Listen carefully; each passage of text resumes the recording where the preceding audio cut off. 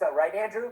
Right? They love to talk about what Donald Trump thinks of them, but look at what they think of this administration. They're willing to act with impunity, right? They don't look to the U.S. to worry about recriminations or retaliation or sanctions. They act with impunity. Like, you haven't seen Iran care about what its response would do to upset the United States. They care about what Donald Trump will do, but they act with impunity. And that's not just them. I mean, Putin looked at what Biden did coming out of Afghanistan and said, I'm going to go get what I can out of Ukraine now. It was because of the weakness and the fecklessness of their policies that they acted the way that they did.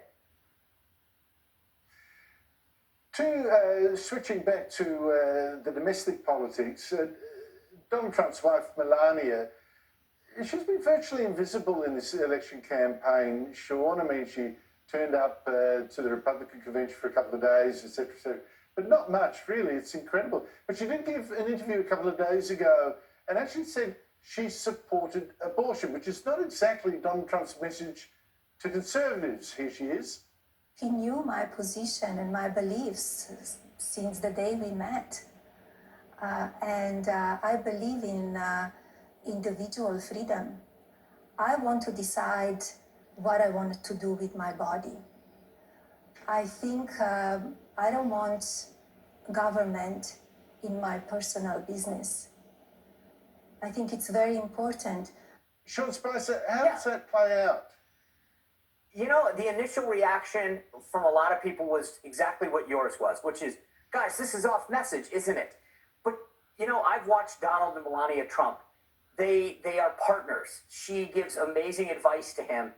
And I started to realize that we just got played, Andrew.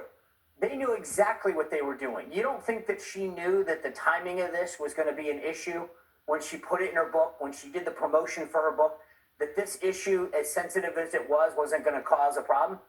And that's why, if you really think about it and think about how close they are and how much they strategize together, I would posit to you that this was intentional. This was him allowing her to show her side of it, to say, hey, I've got people around me that believe in this. And so this was a signal to a lot of women out there where this is a major issue, that, hey, look, there are women around Donald Trump that love him, that think he's a great person, that want him to be president, but don't share all of his views, and that's okay. It was almost as if it was a signal to a lot of women where abortion has become a big issue that the Harris campaign is messaging to say, you know, look, there are strong, confident women around Donald Trump that don't share all of his views, and they still support him and they still love him. It's okay to vote for him. Don't believe the Harris hype. I totally buy your read. In fact, I would even add that it helps him negate the scare campaign that, you know, that there'd be no abortions whatsoever in the whole United States if he was elected. Once again, we've all been played. They are so masterful at communicating and marketing that we all initially, I think, had the same reaction, like, wow, this is poor timing. This isn't it. When in fact, as I said, I believe this was entirely intentional. And if you think about it from a practical standpoint, I don't share that view. Obviously, I'm very pro-life.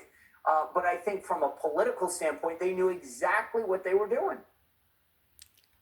Yeah, but what's intriguing me with your analysis here is something that I think a lot of people will find, you know, it's new to them. You said they're very close.